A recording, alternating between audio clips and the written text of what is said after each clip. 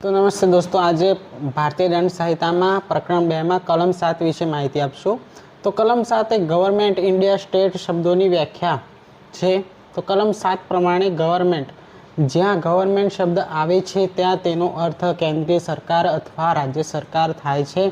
परिस्थिति प्रमाणे अर्थ नक्की थाय छे। इंडियानो अर्थ भारतनो आखो प्रदेश एटले के भारतीय सीमाओनी अंदरनु बधु क्षेत्र जेमां जमीन, दरियो अने हवा प्रदेशनो समावेश थाय छे।